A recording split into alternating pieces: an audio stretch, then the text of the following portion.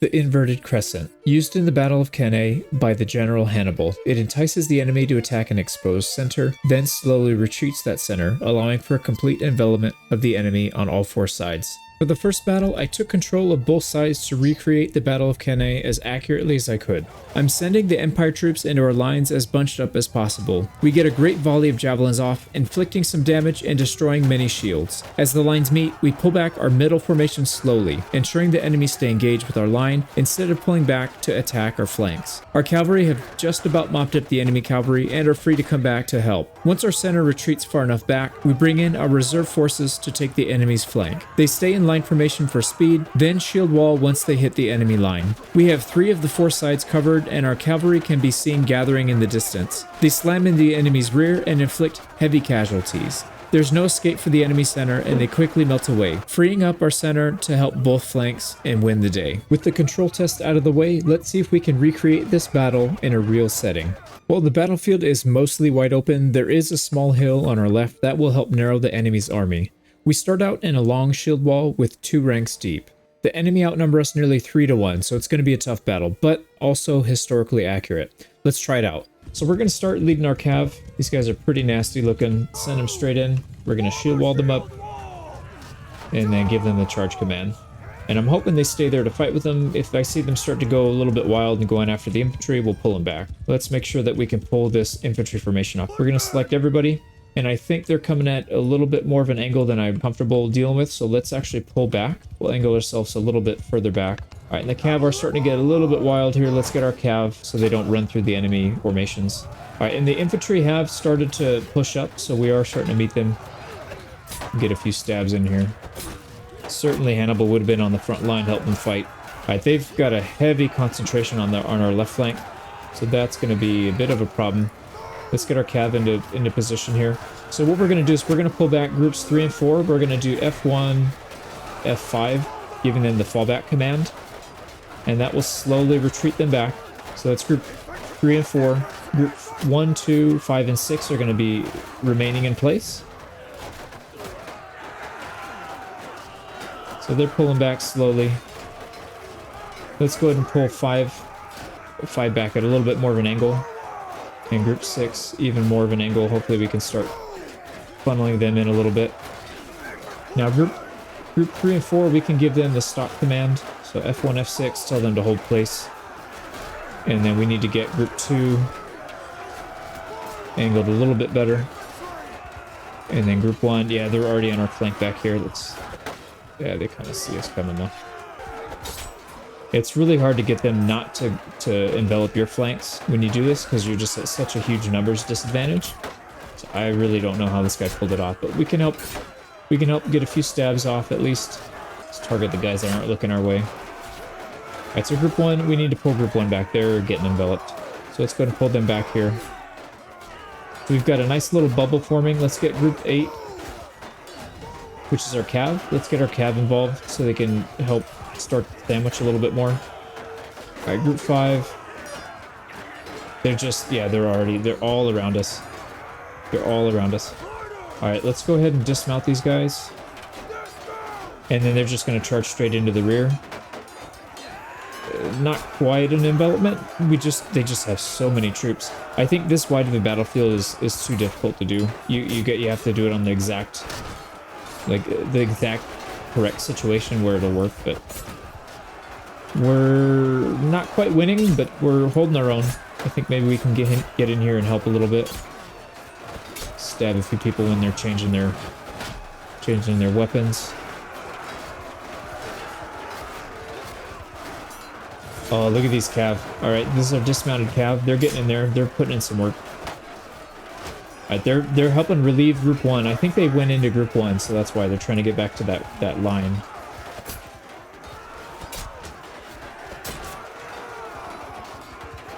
All right, well, we may not be able to encircle the whole thing, but maybe we can get some local superiority by... Oh, we're getting stabbed. No, they're enveloping this side too. It's just too much. It's way too much. We need a better map. Yeah, look at that. Even our center got split. Man, this is such a risky play. You would have to be like really, really confident in your abilities to pull something like this off. Okay, you know what, we can, oh, whoa, that guy got spit out. We've got a pretty good skill with our mace. Maybe we can get some hits in on our mace. Yeah, so you can see right here, they're kind of curling in, taking our flank out. Well, best thing we can do is come in here and flank the flank. Yeah, we just don't have the numbers. I think if this was fairly even, we could probably do a full envelopment. But 3-to-1 odds, and this isn't even 3-to-1. And I know in real life he was pretty heavily outnumbered. So, again, I have no clue how this guy pulled this off. It's incredible. Oh, we just got shanked right in the face. Yeah, we don't have the numbers to fully envelop him. It's just too much. We actually killed fairly even numbers. Oh, Hannibal died. So almost even numbers on the kills, which is pretty incredible considering we were outnumbered so heavily. Yeah, that's a tough one.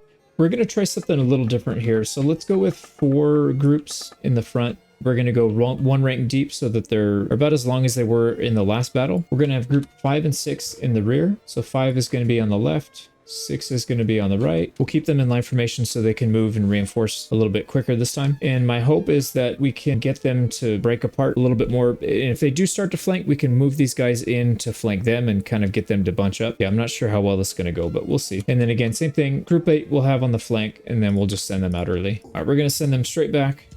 And let's keep an eye on what their main infantry line is going to do, because that's going to be the part that decides the battle. Alright, our cav are in there. Let's go ahead and get them going. They can go distract. So here comes the infantry. It looks like our cav are doing a pretty good job, so I think that was the right move. Now our line is very, very thin this time, so any loss that we take is gonna shorten the line by quite a bit. So 1 is all the way in the left flank, 4 is the far right flank, 2 and 3 are the center. So I think what we're gonna do is try and send 2 and 3 back. We'll send them running backwards. And then maybe when there's a little bit of a gap, we can move 5 and 6 into the flank. This might be a better play for us. It's going to be a tough one.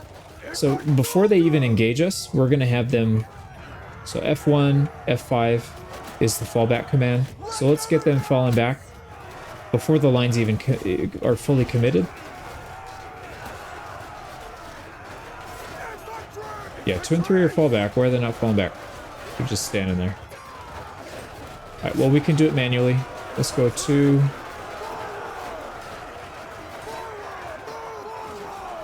And 3. Let's get them to fall back. Group 5, we'll get them up into here, into position a little bit sooner. Alright, Group 2, keep pulling back. Group 3, keep pulling back. Group 6, let's get them into position as well.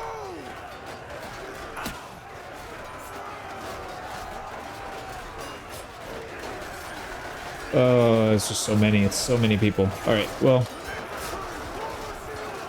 Group 5, shield wall. Let's get in that gap.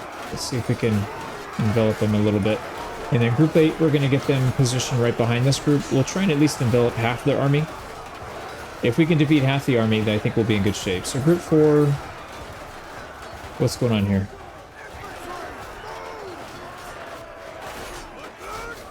Is this Group 6? Yeah, it's Group 6. Alright, let's get them over there. And they need to be in shield wall. Actually, they'll fight better that way.